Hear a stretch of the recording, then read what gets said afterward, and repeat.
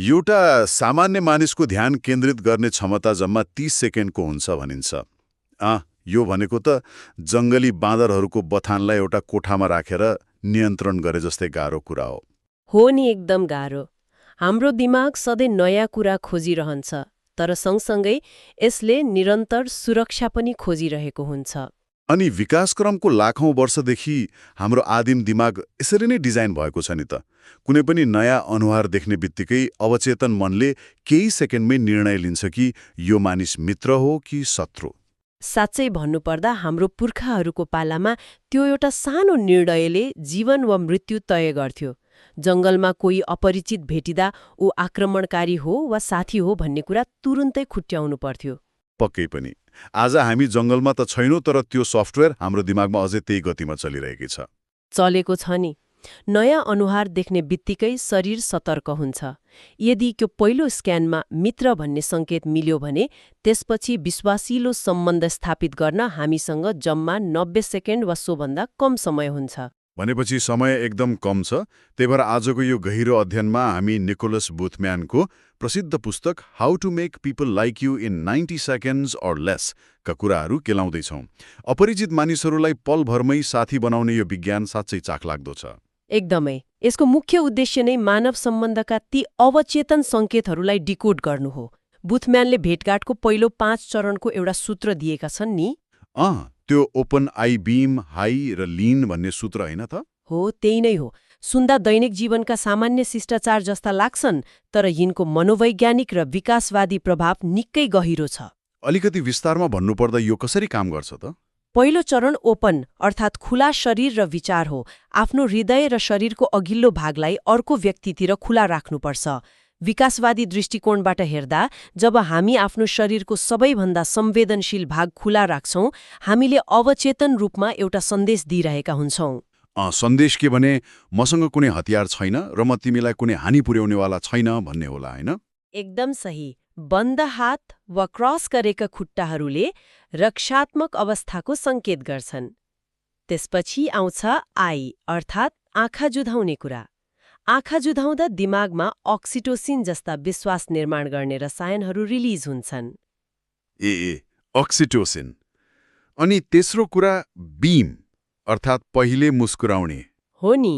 मुस्कानले अनुहारका मांसपेशीहरूलाई यस्तो आकार दिन्छ जसले अर्को व्यक्तिको आदिम दिमागलाई शान्त पार्छ। अनि चौथो हाई, जहाँ स्पष्ट आवाजमा आफ्नो नामसहित अभिवादन गरिन्छ, जसले कुराकानीको सुरुवात बिन्दु तय गर्छ। अनि अन्तिममा लिन अर्थात् कुरा गर्दा अलिकति अगाडि झुक्ने। यसले शारीरिक रूपमै म तिम्रो कुरामा ध्यान दिइरहेको छु भन्ने सङ्केत गर्छ। यी पाँचवटै कुराहरूले एकैपटक काम गर्दा एउटा ह्यान्ड्स फ्री ह्यान्डसेकको अवस्था सृजना हुन्छ।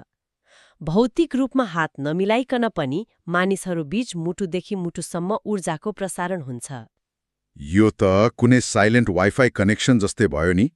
जसरी दुईवटा फोनहरू नजिक ल्याउँदा नदेखिने नेटवर्कबाट डेटा ट्रान्सफर हुन थाल्छ, मानिसहरूले पनि त्यसैगरी ऊर्जा र नियत ट्रान्सफर गर्छन्। हो, एकदम राम्रो उदाहरण दिनुभयो।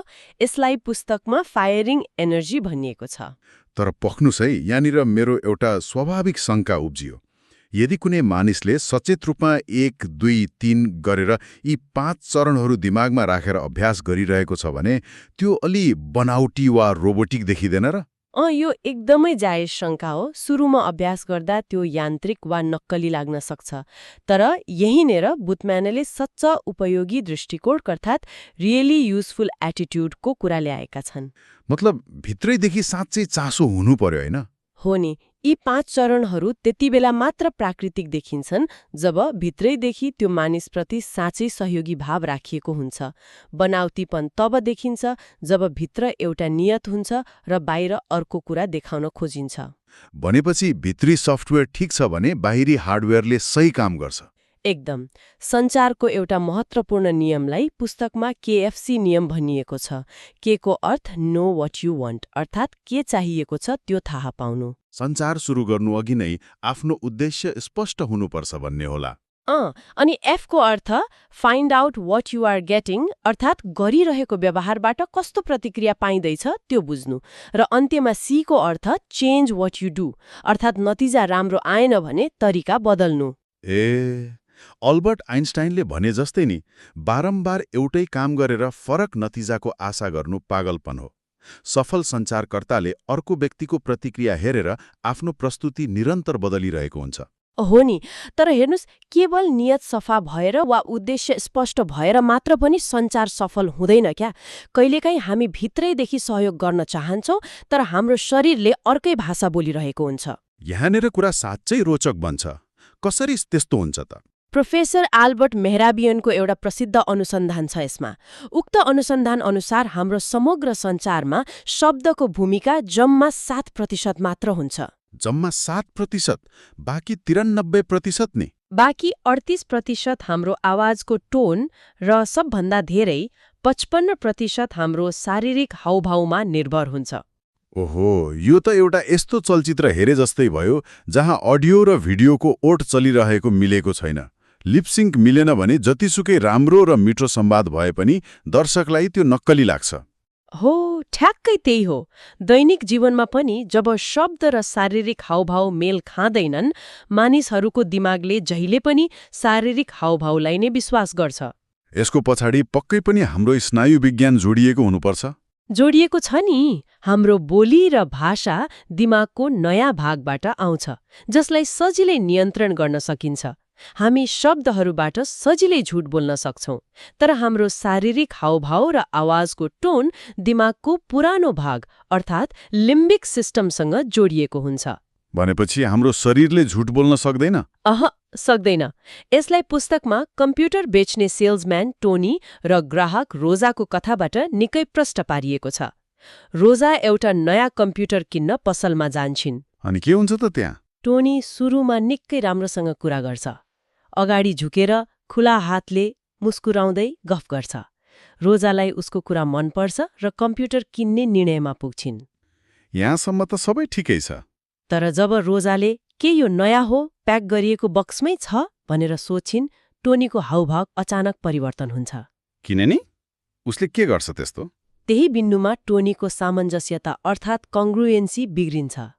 उसले मुखले त यो एकदम राम्रो डिल हो भन्छ, तर उसको हात पकेटमा जान्छ। ऊ रोजातिरबाट जिउ फर्काउँछ र आँखा छल्न थाल्छ। भनेपछि आवाज पनि कामेको जस्तो भयो होला।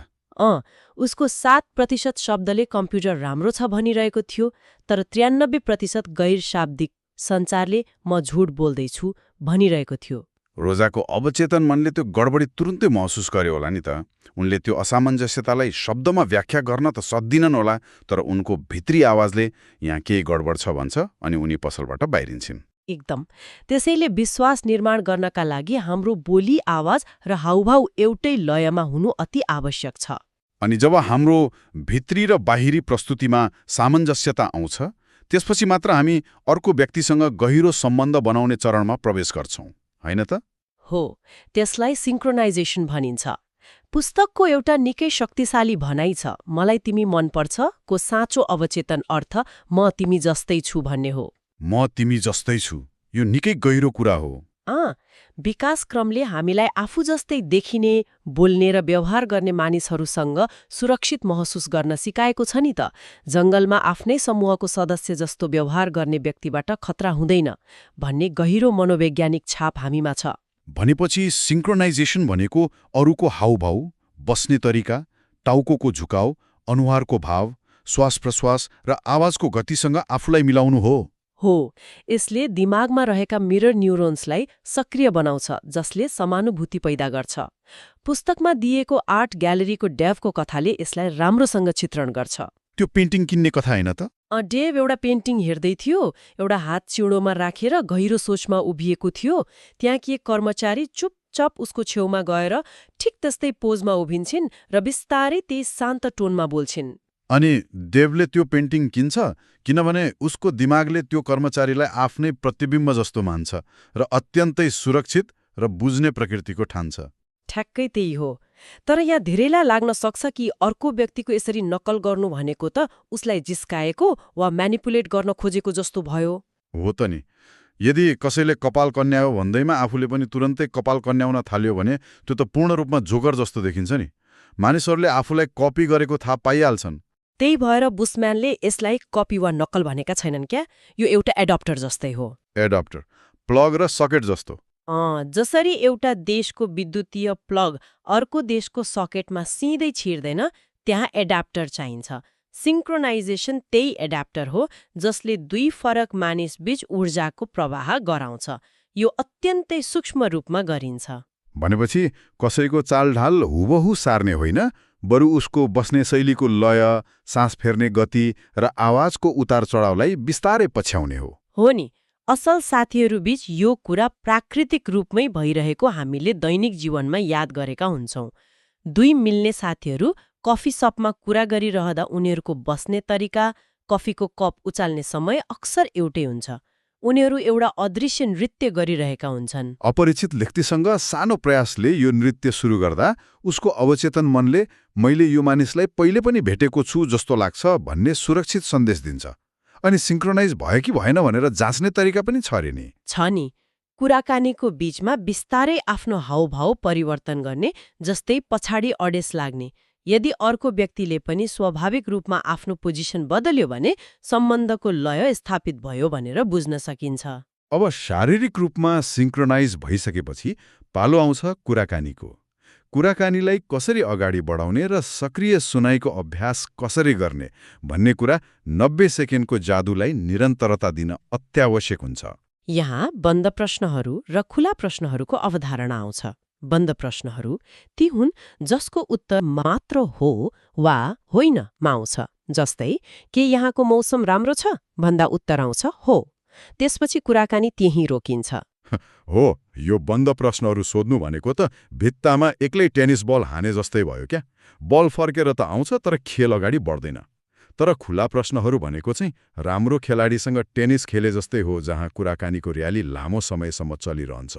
एकदम सही। खुला प्रश्नहरू को, के, कहाँ, कहिले, किन र कसरीबाट सुरु हुन्छन्। जस्तै यो सहरको कुन कुराले सबैभन्दा धेरै आकर्षित गर्यो भन्दा यसले अर्को व्यक्तिलाई कथा भन्न प्रेरित गर्छ। अनि जब उताबाट टेनिसको बल फर्किन्छ, अर्थात् जब अर्को व्यक्ति बोल्न थाल्छ, त्यहाँ सुन्ने कलाको परीक्षण हुन्छ। धेरै मानिसहरू त प्यारोट फ्रेजिङ गर्छन्, अर्थात् सुगाले जस्तै अर्काको कुरा दोहोऱ्याउँछन्, हैन? हो, कसैले आज मलाई धेरै थकाइ लागेको छ भन्दा जवाफमा ए थकाइ लागेको छ मात्र भन्नु प्यारोट फ्रेजिङ हो। यसले खासै गहिरो सम्बन्ध बनाउँदैन। वास्तविक सक्रिय सुनाइमा भावनालाई बुझेर प्रतिक्रिया दिइन्छ। जस्तै आज मलाई धेरै थकाइ लागेको छ भन्दा सुन्दा यस्तो लाग्छ, आजको दिन निकै व्यस्त रह्यो, के भयो त्यस्तो भनेर सोध्नु पर्यो, हैन त? हो, यसले अर्को व्यक्तिलाई यसले मलाई साँच्चै बुझिरहेको छ भन्ने महसुस गराउँछ। अनि कुराकानीलाई रोचक बनाउन रङ्गीन कुरा गर्नुपर्छ भनिएको छ। रङ्गीन कुरा भन्नाले इन्द्रियहरूले महसुस गर्न सक्ने शब्दहरूको प्रयोग हो। म बस कुरेर बसेको थिएँ भन्नुभन्दा पानी भर्खरै रोकिएको थियो, हावा चिसो थियो र म बसको पर्खाइमा थिएँ भन्दा दिमागले त्यो दृश्यलाई कल्पना गर्छ र ध्यान केन्द्रित गर्छ। अर्को महत्त्वपूर्ण कुरा, मानिसहरू कुराकानीकै क्रममा निशुल्क जानकारी दिइरहेका हुन्छन् नि। कसैले म यो सहरमा नयाँ छु, मेरो कुकुरलाई घुमाउन ल्याएको भन्यो भने त्यहाँ नयाँ सहर र कुकुर दुईवटा निशुल्क जानकारी हुन्। तिनै जानकारीलाई समातेर कुराकानीलाई जति पनि गहिरो बनाउन सकिन्छ। एकदम सही। हामीले शारीरिक हावभाव मिलाउने, खुला प्रश्न सोध्ने र सक्रिय रूपमा सुन्ने कुरा गर्यौं। तर हेर्नुस्, कहिलेकाहीँ सबै कुरा सही तरिकाले गर्दा गर्दै पनि केही मानिसहरूसँग कुरा मिल्दैन क्या। एउटा भित्री क्लिक महसुस हुँदैन। हो, त्यस्तो बेला बेला हुन्छ। यस्तो किन हुन्छ त? यो बुझ्नको लागि यो पुस्तकको सबैभन्दा गहिरो मनोवैज्ञानिक खण्डमा प्रवेश गर्नुपर्छ। संसार बुझ्ने तरिका र संवेगात्मक प्राथमिकता, जसलाई VAK अर्थात् भिजुअल अडिटोरी काइनेस्थेटिक भनिएको छ। भनेपछि प्रत्येक मानिसको दिमागले यो संसारलाई मुख्य गरी 3 फरक तरिकाले फिल्टर गरेर बुझ्छ र अनुभव गर्छ। अनुसन्धान अनुसार 55% मानिस भिजुअल हुन्छन्, जसले चित्र वा दृश्यको माध्यमबाट संसार बुझ्छन्। हो, उनीहरूको दिमागमा चित्रहरू छिटो छिटो परिवर्तन भइरहेका हुन्छन्, जसका कारण उनीहरू छिटो बोल्ने गर्छन्। उनीहरूले प्रयोग गर्ने शब्दहरू पनि दृश्यसँग सम्बन्धित हुन्छन्। जस्तै मैले यो कुरा स्पष्ट देखेँ। अनि कुरा गर्दा उनीहरूको आँखा प्राय माथितिर हेरिरहेको हुन्छ किनकि उनीहरू दिमागमा चित्र खोजिरहेको हुन्छन् हैन त। अडिटरीको बारेमा के छ नि? करिब 15% मानिस अडिटरी हुन्छन्। उनीहरू ध्वनिको माध्यमबाट संसार बुझ्छन्। भिजुअल मानिसहरू चित्रसँग दौडिन छिटो बोले जस्तै अडिटरी मानिसहरू आवाजको लय र सुरमा ध्यान दिन्छन्। भनेपछि उनीहरूको आवाज सुमधुर र लयबद्ध हुन्छ। उनीहरू यो सुन्दा राम्रो लाग्यो वा हाम्रो कुरा मिल्यो जस्ता ध्वनिसँग सम्बन्धित शब्द प्रयोग गर्छन्। सोच्दाखेरि उनीहरूको आँखा प्राय कानको सिधा दायाँ वा बायाँतिर गइरहेको हुन्छ, मानौ उनीहरू कुनै भित्री आवाज सुनिरहेका छन्। अनि बाँकी 30% मानिस काइनेस्थेटिक हुन्छन् जसले भावना र स्पर्शबाट संसार अनुभव गर्छन्। यदि भिजुअलहरू चित्रसँग दौडिन्छन् र अडिटरीहरू लयमा बोल्छन् भने काइनेस्थेटिकहरू पक्कै पनि बिस्तारै बोल्ने प्रकृतिका हुन्छन् हैन? हो, किनकि भित्री गहिरो भावनालाई शब्दमा बदल्न समय लाग्छ नि त। उनीहरू यसले भारी महसुस गरायो वा मलाई यो कुराले छोयो जस्ता स्पर्श र भावनाका शब्द प्रयोग गर्छन्। सोच्दा उनीहरूको आँखा तलतिर छुटिएको हुन्छ। यो भिन्नतालाई बुझ्न त्यो कार्पेट पसलकी मालिकनी बारबराको कथा निकै सान्दर्भिक छ क्यारे। बारबराले एकजना यस्तो ग्राहकलाई पसलमा आउँदै गरेको देख्छिन् जसको हिँडाइ बिस्तारै थियो र आँखा तलतिर झुकेका थिए। बारबराले तुरन्तै चिनिहाल्छिन् कि त्यो ग्राहक काइनेस्थेटिक हो। अनि उनले भिजुअल ग्राहकलाई जस्तो यो कार्पेट कति राम्रो देखिन्छ हेर्नुस् त भन्दिनन् होला। भन्दिनन् नि, न त अडिटोरीलाई जस्तो यसले कोठालाई शान्त बनाउँछ भन्छिन्। बरु उनले त्यो ग्राहकलाई भुइँमा बसेर कार्पेट छुन लगाउँछिन्। त्यो स्पर्शले ग्राहकको संवेगात्मक भाषा बोल्छ र ग्राहकले तुरुन्तै कार्पेट किन्छ। ओहो, यसलाई नै फ्रिक्वेन्सी म्याचिङ भनिन्छ। यदि भिजुअल मानिससँग अडिटोरी भाषामा कुरा गरियो भने त्यो दुई फरक रेडियो स्टेशन बजाए जस्तै हुन्छ। आवाज सुनिन्छ तर अर्थ बुझिँदैन। एकदम। संवाद गर्दा अर्को व्यक्तिको फ्रिक्वेन्सी चिनेर त्यही भाषामा कुरा गर्दा मानिसहरूले एकदमै छिटो सुरक्षित र आफ्नोपन महसुस गर्छन्। तर यसले समग्र मानव सम्बन्ध, विशेष गरी रोमान्टिक सम्बन्धहरूको बारेमा एउटा चाखलाग्दो प्रश्न खडा गर्छ नि।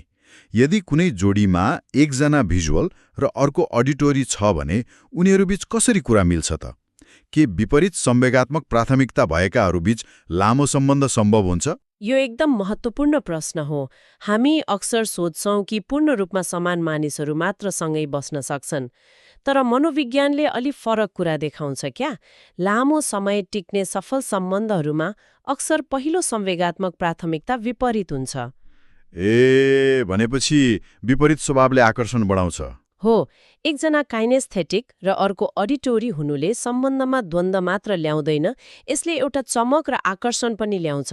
फरकपनले मानिसलाई आकर्षित गर्छ, तर उनीहरूलाई लामो समयसम्म जोडेर राख्ने काम उनीहरूको दोस्रो प्राथमिकताले गर्छ, जुन अक्सर समान हुन्छ। मानौ दुवैको दोस्रो प्राथमिकता भिजुअल हो भने जब गाह्रो समय आउँछ उनीहरू आफ्नो दोस्रो प्राथमिकतामा आएर एक अर्कालाई बुझ्छन् हैन त? विपरीत प्राथमिकताले आकर्षण गर्छ र समान दोस्रो प्राथमिकताले बाँधेर राख्छ। यो मानव मनोविज्ञानको निकै गहिलो पाटो रहेछ। हामीले सुरुमा 90 सेकेन्डको कुरा गर्दा यो कुनै व्यावसायिक सेल्स टेक्निक जस्तो मात्र लागेको थियो, तर यो त मानिसलाई कसरी बुझ्छ भन्ने कुराको जरासम्म पुग्यो। हो नि, 90 सेकेन्डमा मानिसलाई प्रभावित पार्ने कला कुनै जादुको छडी होइन। यो मानव स्वभावको गहिरो अध्ययन हो। सही र इमान्दार दृष्टिकोण, आदिम दिमागलाई शान्त पार्ने, खुला शारीरिक हावभाव र अर्को व्यक्तिको संवेगात्मक भाषा बुझेर गरिने एउटा विज्ञान हो यो। मानिसहरूसँग छिटो र गहिरो सम्बन्ध गाँच्न सक्ने क्षमताले हाम्रो व्यक्तिगत खुशी मात्र बढाउँदैन, यसको सिधा असर हाम्रो स्वास्थ्यमा पनि पर्छ नि। सामाजिक रूपमा जोडिएका मानिसहरू लामो र स्वस्थ जीवन बाँच्छन् भनेर अनुसन्धानहरूले देखाएका छन्। एकदम। एक्लोपनले शरीरमा तनावका हर्मोनहरू बढाउँछ, तर सम्बन्धले जीवन दिन्छ। आखिर हाम्रो सम्पूर्ण मानव विकासक्रम नै एक अर्कासँग जोडिएर र समूहमा बसेर मात्र सम्भव भएको हो। पक्कै पनि। हामीलाई बाँच्न मात्र होइन, मानसिक रूपमा स्वस्थ रहन पनि भावनात्मक जडानको आवश्यकता पर्छ। अर्को व्यक्तिको संसारलाई उसको नजरबाट हेर्ने प्रयास नै साँचो सम्बन्धको सुरुवात हो नि। अन्त्यमा हामीले सुरुमा कुरा गरेको त्यो 30 सेकेन्डको ध्यान र मित्र वा शत्रु भन्ने दिमागको अवचेतन निर्णयलाई फेरि सम्झौं।